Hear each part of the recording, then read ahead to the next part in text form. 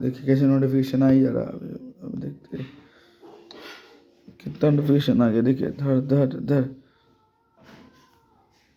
ठीक है। एडमिस ठीक से टच काम भी नहीं कर रहा। रेडमी का फ़ोन है फिर भी देखिए बहुत लेट रिस्पॉन्स। इस केस में हम लोग क्या करते हैं, अगर ऐसा कोई प्रॉब्लम आता है चाहे छोटा फ़ोन हो चाहे बड़ा फ़ोन हो, ठीक है, उस केस में हम लोग जो है इसको रीबूलिंग करते हैं। रीबॉयलिंग एक प्रोसेस है, एक प्रोसेस है जिसमें हम लोग एक पर्टिकुलर आईसी, जो आईसी हम लोग चेक कर करके आदत हो गया। प्लस आजकल एक बहुत सारा अच्छा ऐप आ गया।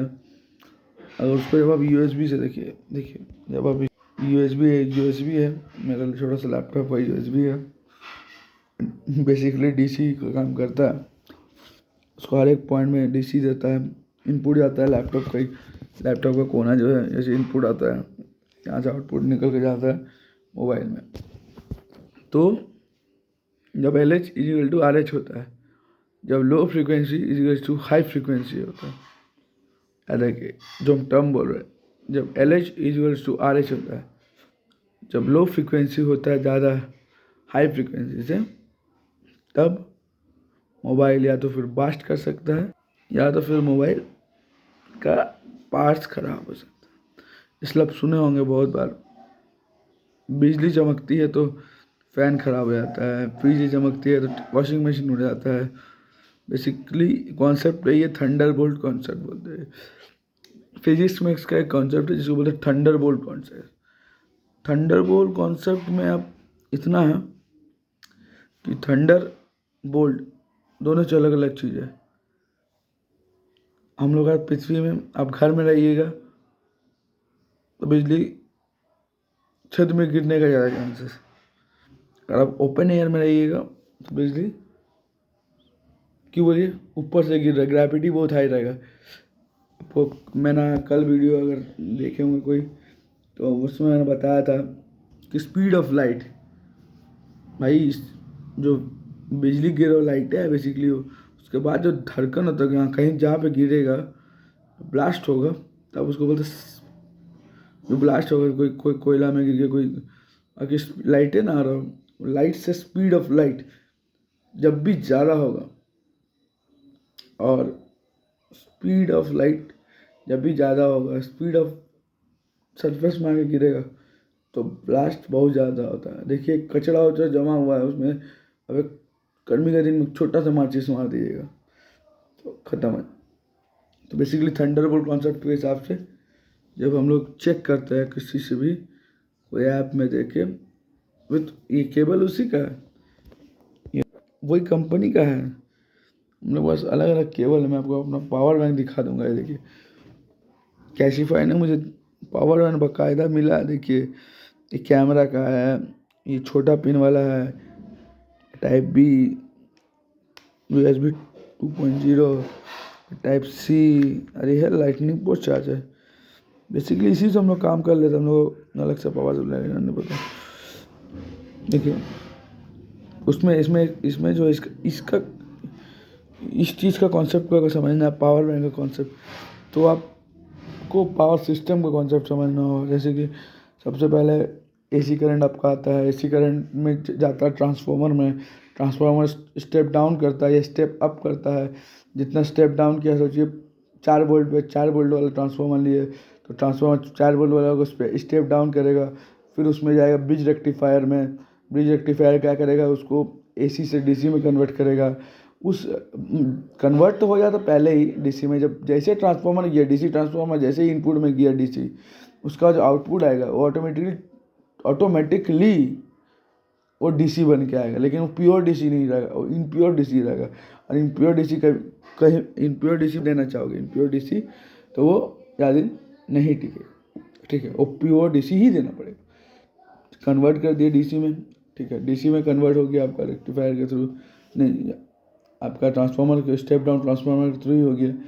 220 से लेकर अब 12 वोल्ट का भी ले सकते हो, 15 वोल्ट का भी ले सकते हो, 20 वोल्ट जो आपका रिक्वायरमेंट है। उस पर स्टेप डाउन ट्रांसफार्मर लगाया, पहले स्टेप को डाउन कर दिए, फिर वो आपका चल गया रेक्टिफायर में, ब्रिज रेक्टिफायर है। ब्रिज रेक्टिफायर क्यों बोला जाता है? बिकॉज उसमें 4 डायोड रहते हैं, जेनर डायोड।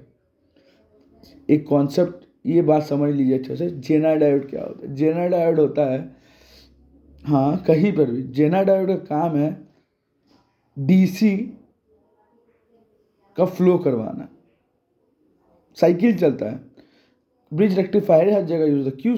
क्योंकि उसमें 4 डायोड है, ऑन ऑफ ऑन ऑफ।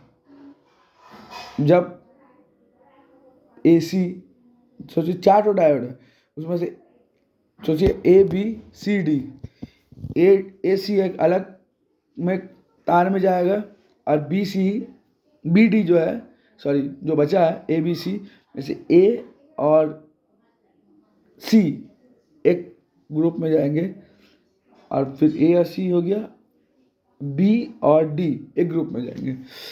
ठीक है, वो आपको समझ में क्लियर आ गया। उसके बाद आगे बढ़ते हैं बच्चों। ठीक है, वो कंप्लीट हो गया। उसके बाद स्टेप डाउन तो हो गया। अब भैया 4 रेक्टिफायर में रेक्टिफायर भी हो गया, ब्रिज रेक्टिफायर भी हो गया 4 डायोड से। आगे क्या करना भैया? वो तो निकल गया। वो तो अभी भी तो जो डीसी निकला था तो खाली साइकिल चेंज हुआ, 2 साइकिल बन गया, खाली 2 साइकिल बन गया ना भैया। साइकिल है, साइकिल भी जेनर डायोड को प्रॉपर्टी पड़ेगा तब पता चलेगा जेनर डायोड है क्या। ठीक है, अभी से भी इतना ही याद रखिए कि जेनर डायोड जो है वो फ्रीक्वेंसी डिवीजन है। ठीक है, उसके बाद जेनर डायोड जब ट्रांसफार्मर के थ्रू डाल दिए, उसके बाद आपको एक फ़िल्टर डालना पड़ेगा। फ़िल्टर में आप कुछ भी इस्तेमाल कर सकते हैं, अब एज पर द कैपेसिटी आप फ़िल्टर में इस्तेमाल कर लीजिए। फ़िल्टर में आप हाँ, फ़िल्टर में कैपेसिटर भी इस्तेमाल कर सकते हैं, इंडक्टर भी इस्तेमाल कर सकते हैं। दोनों जो है फ़िल्टरिंग प्रोसेस है फ़िल्टर में। हाँ, उसके बाद फ़िल्टर डाल दिए, कोई भी कैपेसिटर, कोई भी इंडक्टर। ठीक है, इंडक्टर जैसे ही उसका आउटपुट जैसे ही निकला, अब बटा बन गया प्योर डीसी। अब जब डीसी बन गया, 4 ठो मुआ निकाल दीजिए, एक तो 2 वोल्ट के लिए, एक तो 5 वोल्ट के लिए, एक तो 12 वोल्ट के लिए, एक 15 वोल्ट के लिए। बस खत्म, पावर सिस्टम। ठीक है, पावर सिस्टम हो गया। अब तो डीसी मिल गया भैया। अभी आप उसको बस ये चीज़ देख लीजिए, ये भी यही कॉन्सेप्ट पे क्या काम करता है। इसका खाने का क्षमता कम है, अब जबरदस्ती ठूसे जा रहे हो, नहीं भैया खाइए, नहीं भैया खाइए, मतलब उड़ जाएगा इसका तो बोल्ट, इसका तो बैटरी उड़ जाएगा। अभी कभी मोबाइल का अभी स्ट्रक्चर का भी पकड़ोगे, सब आपको समझ में आएगा, इसका बैटरी उड़ जाएगा रे बाबा। ठीक है, सब मोबाइल का बेसिक से ही है। टेलीकॉम हो जाए, चाहे CDMA हो जाए, चाहे GSM हो जाए, चाहे LT हो जाए, चाहे वोल्टी हो जाए, सब फ्रीक्वेंसी, सब टाइम डिवीजन में चलता है भैया। जितना भी डीसी है, जहाँ पर भी डीसी पावर सप्लाई देना पड़ेगा, जहाँ पर भी एसी पावर सप्लाई देना है, मतलब 220 वोल्टेज देना है। और डीसी कहीं पे कोई लैपटॉप का चार्जर हम आपको दिखा सकते हैं। हम उन दिन पहले भी मेरा एसेट जो था उसमें हम दिखाए थे आपको, लैपटॉप का जो चार्जर है उसमें क्यों लिखा रहता 5 वोल्ट डीसी ही देना है। ठीक है, 5 वोल्ट डीसी ही देना है। क्यों 5 वोल्ट डीसी देना, क्यों 12 वोल्ट डीसी नहीं देना? अब भैया दोनों चीज़ दे सकते हो, समझे? अब दोनों चीज़ दे सकते हो, दोनों। ठीक है, तो आज के लिए इतना ही। मोबाइल टेक्नोलॉजी बहुत बड़ा है, अब आस्ते आस्ते उसका डिटेल पार्ट में जाएंगे। हार्डवेयर पार्ट में जाने के लिए आपके लिए हम अभी रेडी कर ले रहे हैं हार्डवेयर पार्ट का। आज शाम तक वो हमारा यूट्यूब में आ जाएगा, शॉर्ट्स देखते रहिएगा, तब पता चलेगा हार्डवेयर के बारे में। और ठीक है, चलते चलते जैसे हम हमेशा कहते हैं, जय हिंद, जय भारत, बदलेगा इंडिया, बदलेगा डिजिटल। डिजिटल बनो, डिजिटल। देखिए सर, मेरे पास हम लोग जो है ना क्लासेस कराते हैं, मोबाइल रिपेयरिंग का क्लासेस होता है।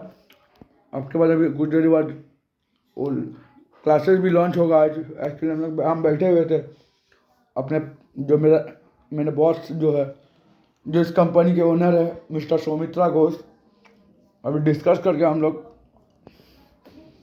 क्या क्या प्रैक्टिस हम लोग कर सकते हैं उसको डिस्कशन करेंगे। ठीक है, क्या क्या प्रैक्टिस हम लोग कर सकते हैं उसको आज हम लोग डिस्कशन करते हैं पापा मम्मी के साथ बैठ के। ठीक है, क्या क्या क्लास स्टामार का सर कब से लॉन्च होगा। अभी लॉन्च हम लोग करेंगे बहुत जल्दी।